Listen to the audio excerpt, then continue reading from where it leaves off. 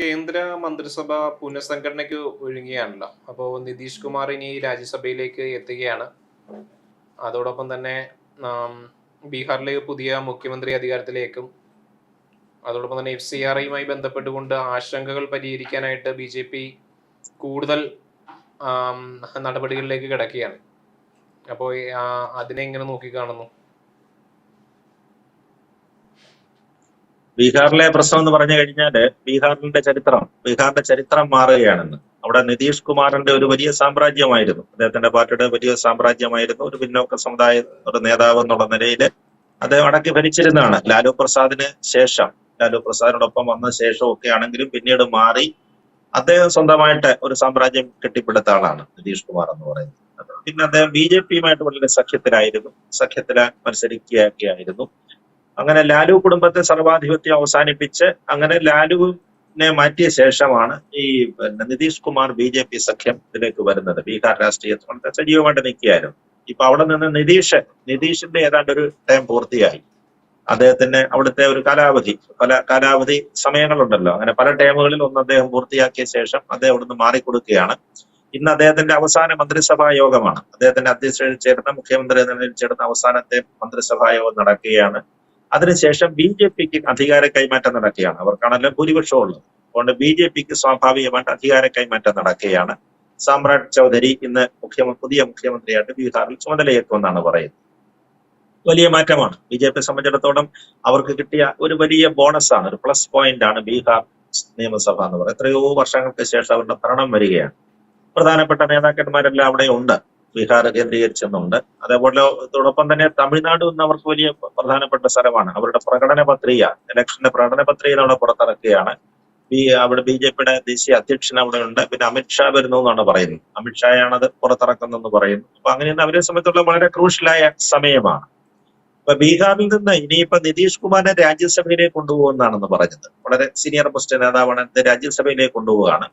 രാജ്യസഭയിലേക്ക് കൊണ്ടുപോകുക എന്ന് പറഞ്ഞാൽ സ്വാഭാവികമായിട്ടും അദ്ദേഹത്തെ കേന്ദ്ര മന്ത്രിസഭയിൽ ഉൾപ്പെടുത്തുക, കേന്ദ്ര മന്ത്രിസഭയിൽ ഏറ്റവും പ്രധാനപ്പെട്ട ഏതെങ്കിലും സ്ഥാനത്തേക്ക് കൊണ്ടുവരിക, അത് തന്നെയായിരിക്കും അവരുടെ ഉദ്ദേശം. തീർച്ചയായിട്ടും അദ്ദേഹം ഒരു അർഹനുമാണ്. ഇതോടൊപ്പം തന്നെ വളരെ വിശ്വസനായിട്ട് നിന്ന ആളാണ്. അപ്പൊ തീർച്ചയായിട്ടും അപ്പൊ എന്ന് പറഞ്ഞു കഴിഞ്ഞാല് ഒരു പുനഃസംഘടന വരും. കേന്ദ്ര മന്ത്രിസഭ ഒരു ചെറിയ പുനഃസംഘടനയ്ക്കുള്ള സാധ്യതയുണ്ട്. അപ്പൊ ഇദ്ദേഹത്തിന് എന്ത് പോസ്റ്റാണ്, ഏത് തസ്തികയിലേക്കാണ്, തീർച്ചയായിട്ടും ക്യാബിനറ്റ് റാങ്ക് ഉണ്ടാകും. അപ്പൊ ഏത് തസ്തികയിലേക്കാണ് അല്ലെങ്കിൽ അദ്ദേഹത്തിന് കൊടുക്കാൻ പോകുന്ന പോർട്ട്ഫോളിയോ വകുപ്പ് ഏതാണെന്നുള്ളതാണ് ഇപ്പൊ അതിൽ മാത്രമേ സംശയമുള്ളൂ. ഒരു ചെറിയ പുനഃസംഘടന ഉണ്ടാകും.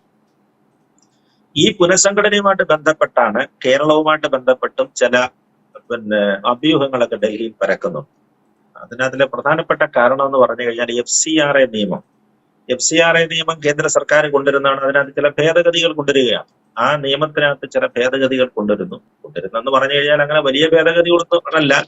അതിനകത്തില് ഇവർ പറഞ്ഞ കൃത്യമായ കണക്കുകൾ കൊടുക്കാതെയോ അല്ലെങ്കിൽ ലൈസൻസ് പുതുക്കാത്തതുമായ സ്ഥാപനങ്ങൾ, അതായത് വിദേശ ഫണ്ട് വാങ്ങിച്ച ശേഷം കൃത്യമായിട്ട് ഉപയോഗിച്ചോ ഇല്ലയോ എന്നുള്ളത് പരിശോധിക്കണം. അത് പരിശോധിക്കുന്നതിനായിട്ടും ഈ തുകകൾ ഭീകരവാദ പ്രവർത്തനങ്ങൾക്കോ മറ്റ് രാഷ്ട്രീയ പ്രവർത്തനങ്ങൾക്കോ ഉപയോഗിച്ചോ എന്നുള്ള കാര്യങ്ങളൊക്കെ പരിശോധിക്കുന്നതിനായിട്ട് ഒരു കോമ്പീറ്റന്റ് അതോറിറ്റി ഉണ്ടാക്കുന്നെന്നാണ് പറയുന്നത്. ഈ അതോറിറ്റി ആയിരിക്കും ഇത് പരിശോധിക്കുന്നത്. അവരുടെ മുമ്പാകെ വേണം ഇതിനുള്ള കാര്യങ്ങളൊക്കെ സമർപ്പിക്കാനായിട്ട്, ലൈസൻസ് പുതുക്കല്, മറ്റു കാര്യങ്ങൾക്ക്. അതേപോലെ തന്നെ ഇവരുടെ മേൽനോട്ടത്തിലുള്ള ഒരു സമിതി ആയിരിക്കും പരിശോധിക്കുന്നത്. ഈ കോമ്പീറ്റന്റ് അതോറിറ്റി എന്ന് മാത്രമേ പറയുന്നുള്ളൂ. അതിന് ജുഡീഷ്യൽ സ്വഭാവമുണ്ടോ, അർദ്ധ ജുഡീഷ്യലാണോ, അല്ലെങ്കിൽ മറ്റ് രാഷ്ട്രീയ പ്രതിനിധികളാണോ, അത്തരം കാര്യങ്ങളെ കുറിച്ചൊന്നും വ്യക്തത വന്നിട്ടില്ല. ഒരു അതോറിറ്റിയുടെ മുമ്പാകെ ഇതിന്റെ പരിശോധന വരുമെന്നാണ് പറയുന്നത്. അപ്പൊ അതിനെക്കുറിച്ചാണ് ഇപ്പൊ വലിയ ആശങ്ക നിൽക്കുന്നത്. അതിന് ഏറ്റവും കൂടുതൽ ആശങ്ക വന്നത് കേരളവുമായിട്ട് ബന്ധപ്പെട്ടാണ്. ഇപ്പൊ കേരളത്തിലെ സഭകളാണ്, പ്രത്യേകിച്ച് ക്രൈസ്തവ സഭകളാണ് ഇക്കാര്യത്തിൽ വലിയ ആശങ്ക ഉയർത്തുന്നത്. അവരെ കണക്ക് പറയുകയാണെങ്കിൽ അവർക്ക് വളരെ കുറച്ച് ശതമാനമേ ഉള്ളൂ. അവരേതാണ്ട് ഈ മൊത്തം വാങ്ങിക്കുന്ന ഫണ്ടിൽ ഏതാണ്ട് ഒരു 10-ൽ താഴെ ശതമാനം മാത്രമേ അവർ കൈപ്പറ്റുന്നുള്ളെങ്കിലും ഏറ്റവും കൂടുതൽ ആശങ്ക പ്രകടിപ്പിക്കുന്ന ക്രൈസ്തവ സഭകളാണ്. കാരണം അവരുടെ ഇടയിൽ ഇപ്പൊ ഈ കഴിഞ്ഞ ദിവസങ്ങളിലൊക്കെ വന്ന ചില പ്രചരണങ്ങൾ കണ്ടില്ല. അവരുടെ ഈ ഫണ്ട് ഉപയോഗിച്ച് വാങ്ങിച്ചിരിക്കുന്ന സ്ഥാപനങ്ങളോ അല്ലെങ്കിൽ ആശുപത്രികളോ ഇതിന്റെ സർവീസ് മേഖലയിലുള്ള മറ്റ് കാര്യങ്ങളൊക്കെ ഇത് കേന്ദ്ര ഗവൺമെന്റ് പിടിച്ചെടുത്താൻ പോവുകയാണ് എന്നൊക്കെ തരത്തിലുള്ള ഒരു പ്രചരണം വന്നിട്ടുണ്ട്. അത് ക്ലാരിഫൈ ചെയ്യുന്നതിനായിട്ട് അവസാനം കേന്ദ്രമന്ത്രിക്ക് തന്നെ വരേണ്ടി വന്നു. കേന്ദ്രമന്ത്രി, ഇതിന്റെ ചുമതലയുള്ള കേന്ദ്രമന്ത്രി കിരൺ റിജ്ജു തന്നെ വന്ന് കേരളത്തിൽ വന്ന് പ്രധാനപ്പെട്ട സഭാ മേലധ്യക്ഷന്മാരോടൊക്കെ പറഞ്ഞു മനസ്സിലാക്കിയിട്ടുണ്ട്. നമുക്കിതിനെക്കുറിച്ച് വിശദമായിട്ട് ചർച്ച ചെയ്യാം. പക്ഷെ അത് തെരഞ്ഞെടുപ്പിൽ ഒരു വലിയ ആയുധമായിട്ട് മാറി. തെരഞ്ഞെടുപ്പിന്റെ 2 ദിവസം മുമ്പായിരുന്നത് കൊണ്ട് വലിയ ആയുധമായിട്ട് മാറി. അപ്പൊ അതിനെ തുടർന്നാണ് പാലാ, പൂഞ്ഞാർ മണ്ഡലങ്ങളിലൊക്കെ ചില ആളുകള്, ചില സഭാ മേലധ്യക്ഷന്മാരൊക്കെ ചില ഉപദേശങ്ങളൊക്കെ കൊടുക്കുകയും ചിലർക്കൊക്കെ വോട്ട് ചെയ്താൽ മതി, ചിലർക്കൊന്നും വോട്ട് ചെയ്യരുത് എന്നൊക്കെ പറഞ്ഞൊക്കെ ചില പ്രചരണങ്ങളൊക്കെ ഉണ്ടായിരുന്നുണ്ട്. അപ്പൊ അതിന്റെ പേരില് ഷോൺ ജോർജ്, PC ജോർജ്, ഷോൺ ജോർജ് എന്ന് പറയുന്ന BJP നേതാക്കന്മാരാണ് ഇപ്പൊ ഈ ആരോപണത്തിന്റെ ഇതിനകത്തിൽ വന്ന് പെട്ട് കിടക്കുന്നത്. കഴിഞ്ഞ ദിവസം അതിന്റെയൊക്കെ ഒരു പാച്ചപ്പ് ചെയ്യാനുള്ള ചർച്ചകളൊക്കെ നടക്കുകയാണ്. പക്ഷെ ഇതിനിടയിലാണ് നമ്മൾ ശ്രദ്ധിക്കേണ്ട ഒരു മണ്ഡലം ഉണ്ടായത്. കാഞ്ഞിരപ്പള്ളി എന്ന് പറയുന്ന ഒരു മണ്ഡലം ഉണ്ടായിട്ടുണ്ട്. കാഞ്ഞിരപ്പള്ളിയിലെ ആയിട്ട് ബന്ധപ്പെട്ട ചില സഭാ നേതാക്കന്മാരാണ് ഇവര് BJPക്കെതിരെ പ്രചരണം നടത്തിയെന്നാണ് ഷോൺ ജോർജിന്റെയൊക്കെ ആരോപണം, PC ജോർജിന്റെയൊക്കെ ആരോപണം. അവർ UDF വോട്ട് ചെയ്യാൻ, അല്ലെങ്കിൽ കോൺഗ്രസ് സ്ഥാനാർത്ഥികൾക്ക് വേണ്ടി വോട്ട് ചെയ്യാൻ ആവശ്യപ്പെട്ടു, അല്ലെങ്കിൽ BJPക്ക് വോട്ട് ചെയ്യരുത്, ഈ FCRA നിയമം ക്രിസ്ത്യാനികൾക്കെതിരായിട്ട് കൊണ്ടുവരികയാണ്, അപ്പൊ അതുകൊണ്ട് അവർക്കെതിരെ വോട്ട് ചെയ്യണമെന്നൊക്കെ ആഹ്വാനം ചെയ്തു എന്നാണ്, അത്തരത്തിലാണ് ആരോപണങ്ങൾ വന്നിരുന്നത്. പക്ഷെ കാഞ്ഞിരപ്പള്ളിയിലെ സ്ഥാനാർത്ഥി, അവിടെ സ്ഥാനാർത്ഥിയായിട്ട് മത്സരിച്ചത് കേന്ദ്രമന്ത്രിയാണ്. കേന്ദ്ര സഹമന്ത്രിയായ ജോർജ് കുര്യനാണ് അവിടെ മത്സരിച്ചത്. ജോർജ് കുര്യനെ മത്സരിപ്പിക്കുന്നതിന് BJP സംബന്ധിച്ചിടത്തോളം അവർക്ക് വേറെ ലക്ഷ്യങ്ങളും ഒക്കെ ഉണ്ടായിരുന്നു. അപ്പൊ അങ്ങനെ വന്നതുകൊണ്ട് അവർക്ക് സ്വാഭാവിക സ്വാധീനം, സഭകളുമായിട്ടൊക്കെ വളരെ അടുപ്പമുള്ള ആളാണ്. എല്ലാ സഭകളുമായിട്ട്, പ്രത്യേകിച്ച് കത്തോലിക്ക സഭയുമായിട്ട് വളരെ അടുപ്പമുള്ള ആളാണ്. അദ്ദേഹത്തിന് അങ്ങനെ ഒരു പേര് പറഞ്ഞില്ല, ഇന്ന് വരെ അങ്ങനെ ഒരു സമുദായത്തോടോ ഒരു സഭയോടോ പ്രത്യേകിച്ച് ഒരു ചായ്വോ അല്ലെങ്കിൽ മറ്റൊന്നുമില്ല. തനി BJPക്കാരനായിട്ട് തന്നെയാണ്, തനി BJPക്കാരനായിട്ട് തന്നെ കണ്ട ഒരാളാണ്. അപ്പൊ അദ്ദേഹത്തിന് അവിടെ സാധ്യതയുണ്ട് എന്ന് കരുതിയിട്ടാണ് അവിടെ മത്സരിപ്പിച്ചത്. പക്ഷേ അവിടെ വലിയ പ്രശ്നം ഉണ്ടായി. കാഞ്ഞിരപ്പള്ളിയെ സംബന്ധിച്ചാണ് ഇപ്പൊ വലിയ പ്രശ്നം ഉണ്ടായിരിക്കുന്നത്. കേരള കോൺഗ്രസ് മാണി ഗ്രൂപ്പും ആണ്, അതേപോലെ കോൺഗ്രസിന്റെ ഒരു സ്ഥാനാർത്ഥി, അദ്ദേഹം സഭാവിശ്വാസിയായ ഒരാളുമാണ്. ഇവിടെ ഇവര് 3 പേരും തമ്മിലുള്ള ത്രികോണ മത്സരമാണ് അവിടെ ഉണ്ടായത്. അപ്പൊ ഈ ജോർജ് കുര്യൻ ഇന്ന് പേരുമായിട്ട് ബന്ധപ്പെട്ടാണ് ഇപ്പം ചെറിയ അഭ്യൂഹങ്ങൾ നിലനിൽക്കുന്നത്. ഒരു പക്ഷെങ്കിൽ കേന്ദ്രമന്ത്രിസഭയുടെ പുനഃസംഘടന ഉണ്ടാകുകയാണെങ്കിൽ കേരളത്തിലെ പ്രത്യേകിച്ച് ക്രൈസ്തവ സഭാംഗങ്ങൾക്ക് എന്തെങ്കിലും ആശങ്കയോ മറ്റോ കാര്യങ്ങളോ ഉണ്ടെങ്കിൽ ഈ പറയുന്ന FCRA പരിശോധിക്കാൻ വരുന്ന കോമ്പീറ്റന്റ് അതോറിറ്റിയുടെ ചെയർമാൻ അതിന്റെ തലപ്പത്തേക്കോ അല്ലെങ്കിൽ പ്രധാനപ്പെട്ട ഒരു മെമ്പർ സ്ഥാനത്തെ പ്രധാനപ്പെട്ട ഒരു തസ്തിയിലേക്ക് ജോർജ് കുര്യനെ കൊണ്ടുവന്നാൽ എന്തുകൊണ്ട് എന്നൊരു ആലോചനയാണ് ഇപ്പൊ നിൽക്കുന്നത്. ജോർജ് കുര്യൻ അതിന് ഏറ്റവും സ്യൂട്ടബിൾ ആണെന്നൊരു നാട്ടിലാണ് കാര്യങ്ങൾ പോകുന്നത്. കാരണം എല്ലാവർക്കും സ്വീകാരനാണ് അദ്ദേഹം. കേരളത്തിലെ സഭകൾക്കെല്ലാം, ക്രൈസ്തവ സഭകൾക്കെല്ലാം സ്വീകാരനാണ് അദ്ദേഹം. അപ്പൊ അതുകൊണ്ട് അദ്ദേഹത്തെ ആ തസ്തികയിലേക്ക് കൊണ്ടുവരിക, കോമ്പീറ്റന്റ് അതോറിറ്റി എന്ന് പറയുന്ന ആ തലത്തിലേക്ക് ജോർജ് കുര്യനെ കൊണ്ടുവന്ന ആലോചന നടക്കുന്നു. അങ്ങനെ വരുമ്പോൾ സ്വാഭാവികമായിട്ട് അദ്ദേഹം കേന്ദ്രമന്ത്രിസഭയിൽ നിന്ന് ഒഴിയേണ്ടി വരും. കേന്ദ്രമന്ത്രിസഭയിൽ നിന്ന് സഹമന്ത്രിസ്ഥാനം അദ്ദേഹത്തിന് ഒഴിയേണ്ടി വരും. ഇപ്പൊ നിതീഷ് കുമാറിന്റെ പുനഃസംഘടന നടക്കുന്നതിനോടൊപ്പം തന്നെ ജോർജ് കുര്യനെയും അങ്ങനെ മാറ്റിയിട്ട് ഇതൊരു വലിയ തസ്തികയാണ്. കാരണം അവരെ സംബന്ധിച്ചിടത്തോളം അവരുടെ ആശങ്ക പരിഹരിച്ചു കൊടുക്കാൻ, കേരളത്തിലെ സഭകൾ, ക്രൈസ്തവ സഭകൾക്കുള്ള ആശങ്ക പരിഹരിച്ചു കൊടുക്കാൻ പറ്റിയ ഏറ്റവും നല്ല സംവിധാനവും അത് തന്നെയാണ്. അതോടൊപ്പം തന്നെയാണ് ഇപ്പൊ തെരഞ്ഞെടുപ്പ് നടക്കാൻ പോകുന്ന തമിഴ്നാട്ടിലും തെരഞ്ഞെടുപ്പ് നടക്കാൻ പോവുകയാണ്. അവിടെ പ്രധാനപ്പെട്ട 3 മുന്നണികൾ തമ്മിലാണ് മത്സരം. BJP ADMK മുന്നണിയുമായിട്ട് ചേർന്നാണ്. അവിടെ ഒരാൾ മാത്രം മാറ്റി നിർത്തപ്പെട്ടിട്ടുണ്ട്, പഴയ സംസ്ഥാന അധ്യക്ഷൻ അണ്ണാമലയും ഒരു പക്ഷെങ്കിൽ കേന്ദ്രമന്ത്രിസഭയുടെ പുനഃസംഘടനയില് ഇതിനകത്തിൽ വരാൻ സാധ്യതയുണ്ട്. അദ്ദേഹത്തിന് ചിലപ്പോൾ കേന്ദ്രമന്ത്രിസഭയിൽ സ്ഥാനം കിട്ടുമെന്നാണ് ഇപ്പൊ ഡൽഹിയിൽ നമ്മൾ കേൾക്കുന്ന ചില ചർച്ചകൾ.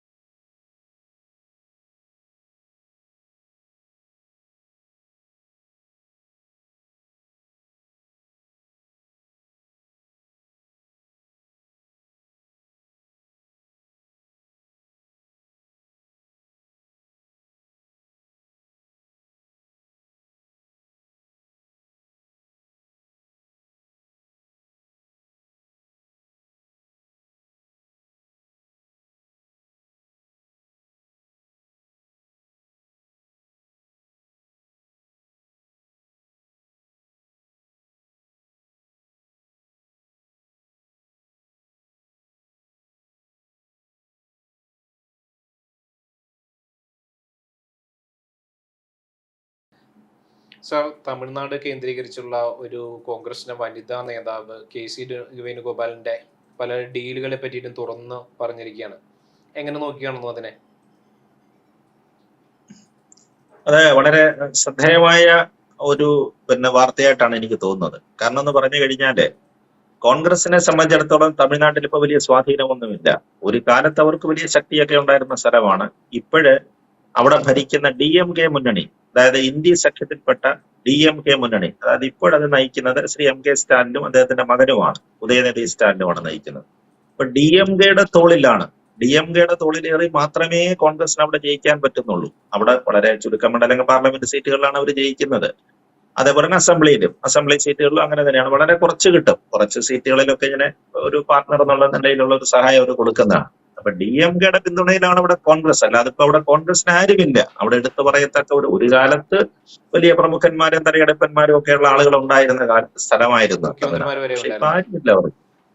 ഇതോ കേട്ടില്ല. അതെ ഉണ്ടായിരുന്ന ഒരു സംസ്ഥാനമാണ് അവിടെ. പക്ഷെ ഇപ്പൊ അങ്ങനെയല്ല. ഇപ്പൊ ദ്രാവിഡ കഴകങ്ങളുടെ കയ്യിലാണ് കാര്യം ചെയ്യുന്നത്. ഒന്നില്ല DMK അല്ലെങ്കിൽ ADMK. അവരുടെ സഹായമില്ലാതെ നിലനിൽക്കാനൊക്കത്തില്ല.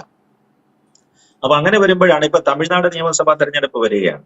നിയമസഭാ തെരഞ്ഞെടുപ്പ് വരുന്ന സമയത്ത് അങ്ങനെയുള്ള സ്ഥിരം എത്രയോ വർഷങ്ങളായിട്ട് തുടരുന്ന ആ ബന്ധം ഉപേക്ഷിച്ച് DMK ബന്ധം ഉപേക്ഷിച്ച ശേഷം കോൺഗ്രസ് മറ്റൊരു മുന്നണിയുമായിട്ട് അടുക്കാൻ ശ്രമിച്ചു. അതാണ് ഈ മഹിളാ കോൺഗ്രസിന്റെ മുൻ അധ്യക്ഷ ഉന്നയിച്ചിരിക്കുന്ന ആരോപണം.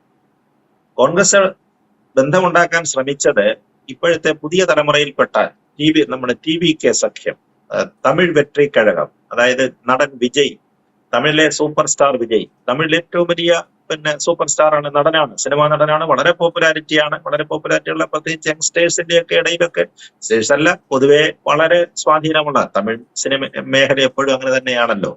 ഏതെങ്കിലും സിനിമാ നടന്മാർ അങ്ങനെ വല്ലതും രാഷ്ട്രീയ രംഗത്തേക്കൊക്കെ വരികയാണെങ്കിൽ അവരെ രണ്ട് കൈയും നീട്ടി സ്വീകരിച്ചൊരു പാരമ്പര്യമാണ്. അങ്ങനെയാണല്ലോ വർഷങ്ങളായിട്ടുണ്ടായിരുന്ന കരുണാനിധിയുടെ കുത്തക എടുത്തു കളഞ്ഞിട്ട് നമ്മുടെ മലയാളി കൂടിയായ MG രാമചന്ദ്രൻ, MGR തമിഴ്നാടിന്റെ ഭരണം തൂത്തുവാരി എടുത്തുകൊണ്ട് പോയത്.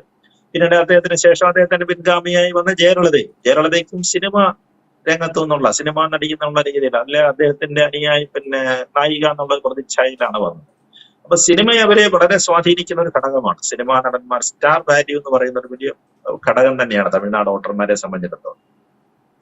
അതിന്റെ ഒരു പിന്തുടർച്ചാവകാശിയാണ്. പിന്നീട് രജനീകാന്ത് രാഷ്ട്രീയത്തിൽ ഇറങ്ങുമെന്നൊക്കെ ചില സൂചന ഉണ്ടായിരുന്നത് നടന്നില്ല. അതേപോലെ തന്നെയാണ് കമൽഹാസൻ. പക്ഷെ കമൽഹാസൻ ആ ഒരു നില അവിടെ ഉയർത്താൻ പറ്റിയില്ല. പക്ഷെ വിജയ് അതല്ല. വിജയ് ഇപ്പൊ സൗത്ത് ഇന്ത്യയിലെ വളരെ സൂപ്പർ സ്റ്റാർ ആണ്. അപ്പൊ അദ്ദേഹമാണ് ഇപ്പൊ ഒരു മൂന്നാം മുന്നണി ആയിട്ട് അവിടെ മത്സരിക്കുന്നത്. അപ്പൊ നിലവിലവിടെ DMK മത്സരിക്കുന്നുണ്ട്, ADMK BJP സഖ്യം രണ്ടാം മുന്നണിയായിട്ട് മത്സരിക്കുന്നുണ്ട്. അതിനോടൊപ്പം തന്നെ ഈ വിജയിയുടെ മുന്നണി TVK തമിഴ് വെട്രി കഴകൂടെ മത്സരിക്കുന്നു. അപ്പൊ ഇതിനിടയിലാണ് കേരളവുമായിട്ട് ബന്ധപ്പെട്ട ചില പ്രശ്നങ്ങളൊക്കെ അവിടെ ഉണ്ടാകുന്നത്. KC വേണുഗോപാലിന്റെ പേരൊക്കെ ഈ തമിഴ്നാട്ടിലെ മഹിളാ കോൺഗ്രസിന്റെ മുൻ അധ്യക്ഷ ഉയർത്തിയിരിക്കുന്നത്. അവരുപയോഗിക്കുന്ന ആരോപണം എന്ന് പറയുന്നത് DMKയെ വർഷങ്ങളായിട്ട് കൂടെ നിന്ന് DMK വിട്ട ശേഷം തമിഴ് വെട്രി കഴകം, അതായത് വിജയിയുമായിട്ട് സഖ്യമുണ്ടാക്കാൻ KC വേണുഗോപാൽ ശ്രമിച്ചു എന്നാണ് ഇവരുടെ ആരോപണം. അതിനവർ പറയുന്ന കാരണം എന്ന് പറഞ്ഞു കഴിഞ്ഞാല് അങ്ങനെ ഒരു മുന്നണി ഉണ്ടായിരുന്നുവെങ്കിൽ, വിജയുമായിട്ട് ചേർന്നൊരു സഖ്യം നിലനിന്നിരുന്നുവെങ്കിൽ വിജയിയെ കേരളത്തിൽ കൊണ്ടുവരാമായിരുന്നു. കേരളത്തിൽ കൊണ്ടുവന്നതിന് ശേഷം നമ്മുടെ അതിർത്തി ജില്ലകൾ, ഇപ്പൊ കൊല്ലം ജില്ല, ഇടുക്കി ജില്ല, അങ്ങനെയൊക്കെയുള്ള ജില്ലകൾ, പ്രത്യേകിച്ച് തിരുവനന്തപുരം, അങ്ങനെ അതിർത്തി ജില്ല എന്ന് മാത്രം പറഞ്ഞിട്ട് കാര്യമില്ല. അവരുടെ വിചാരം അത്തരം സ്വാധീനങ്ങൾ വിജയിക്ക് അതിർത്തി ജില്ലകൾ, തമിഴ് സ്വാധീനമുള്ള ജില്ലകൾ എന്നുള്ളതാണ് അവർ പറയുന്നത്. പക്ഷെ അങ്ങനെയല്ല. വിജയിക്ക് ഓൾ കേരള വലിയ സ്വാധീനമുണ്ട്. കഴിഞ്ഞ ഒരു 4-5 മാസം മുമ്പ് അദ്ദേഹം തിരുവനന്തപുരത്ത് എയർപോർട്ടിൽ വന്നൊരു രംഗം നമ്മൾ ഓർമ്മയില്ലേ? ആ കുട്ടികളുടെ ഇടയിൽ നിന്ന്, ആ ചെറുപ്പക്കാരുടെ ഇടയിൽ നിന്ന് അദ്ദേഹത്തിന് എന്ത് ബുദ്ധിമുട്ടിയാണ് പോലീസ് എയർപോർട്ടിൽ നിന്ന് പുറത്തെത്തിച്ചത്. വളരെയേറെ സ്വാധീനമുണ്ട്. അപ്പൊ അദ്ദേഹത്തിന്റെ ചിത്രങ്ങളൊക്കെ ഇറങ്ങുന്ന സമയത്ത് അതിലൊക്കെ കട്ടൗട്ടിലും ചിത്രങ്ങളിലൊക്കെ പാലഭിഷേകം ചെയ്യുന്ന തലമുറ തമിഴ്നാട്ടിലില്ലെങ്കിലും കേരളത്തിലുണ്ട്. കേരളത്തിൽ സർവ്വവ്യാപിയായിട്ടുണ്ട്. അപ്പൊ അത്രയേറെ ആരാധകരുള്ള ഒരാളാണ്, നടനാണ് വിജയ് എന്ന് പറയുന്നത്. അപ്പൊ വിജയുമായിട്ടൊരു സഖ്യം ഉണ്ടാക്കിയിരുന്നുവെങ്കിൽ നമ്മളിപ്പോൾ ഈ പറയുന്ന ഈ പുതിയ തലമുറ, അതായത് ജെൻസി വോട്ടർമാർ എന്നാണല്ലോ അവരെ വിശേഷിപ്പിക്കുന്നത്, യൂത്തിനെ വിശേഷിപ്പിക്കുന്നത്, അവരുടെ വോട്ടുകൾ മുഴുവൻ കോൺഗ്രസിന് സമാഹരിക്കാൻ കഴിയുമായിരുന്നു എന്നൊരു പ്ലാനാണ് ശ്രീ KC വേണുഗോപാൽ ഉണ്ടായിരുന്നതെന്നാണ് പറയുന്നത്, എന്നാണ് ഈ ആരോപണത്തിൽ നിന്ന് കേൾക്കുന്നത്. അപ്പൊ അതുകൊണ്ട് അത് വലിയ ഘടകമാണ്. ജെൻസി വോട്ടർമാർ നല്ലൊരു ഘടകമാണ്. കാരണം പരമ്പരാഗത രാഷ്ട്രീയ വോട്ടർമാര് അത് അവരെന്താണെങ്കിലും ആ പാർട്ടികൾക്ക് വോട്ട് ചെയ്യത്തുള്ളൂ. ഇപ്പൊ CPM അരിവാൾ ചുറ്റിയേക്ക് വോട്ട് ചെയ്യുന്ന ആളുകൾ അതിനെ ചെയ്യാറുള്ളൂ. അല്ലെങ്കിൽ പിന്നെ കൈപ്പത്തിക്ക് ചെയ്യുന്നവർ കൈപ്പത്തിക്ക് ചെയ്യാറുള്ളൂ. അല്ലെങ്കിൽ താമരയ്ക്കാണെങ്കിൽ താമര. അത് ഇങ്ങനെ സ്ഥിരം കുറച്ച് പാറ്റേൺ വോട്ടർമാരുണ്ട്. അവരവരുടെ ശതമാനം കൃത്യമായിട്ട് പാലിക്കുക. അവരൊരിക്കലും അങ്ങനെ തിരിച്ചു ചെയ്യാറില്ല. അങ്ങനെ അതാണ് അതിന്റെ ഒരു 99% ഒരിക്കലും അങ്ങനെ തിരിച്ചു ചെയ്യാറില്ല. പക്ഷെ ഇതല്ല. ഈ തെരഞ്ഞെടുപ്പിനെ സ്വാധീനിക്കുന്ന അല്ലെങ്കിൽ തെരഞ്ഞെടുപ്പിന്റെ വിജയ ഘടകം നിശ്ചയിക്കുന്ന ചെറിയ ശതമാനമാണ്. നമ്മുടെ സംസ്ഥാനത്തും അങ്ങനെയാണ്.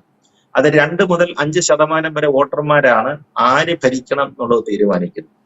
ഇപ്പൊ കേരളത്തിൽ ഇപ്രാവശ്യം വലിയ ഘടകമാകാൻ പോകുന്നവർ ഒന്ന് ജെൻസി വോട്ടർമാരാണ്, പുതിയ തലമുറ വോട്ടർമാരാണ്. അവര് നല്ല ശതമാനമുണ്ട് അല്ലെ. യൂത്ത് എന്ന് പറയുന്ന ഒരു നല്ല ശതമാനമുണ്ട്. അവര് സ്വതന്ത്രമായിട്ടാണ് ചിന്തിക്കുന്ന ആളുകളാണ്. അവരൊരു രാഷ്ട്രീയ പാർട്ടിയുടെയോ അല്ലെങ്കിൽ ഈ പറയുന്ന ഒരു സ്ഥിരം സംഘടനാ സംവിധാനത്തിന് കീഴിലുള്ള ആളുകളല്ല. അവര് സ്വതന്ത്രമായിട്ട് ചിന്തിക്കും.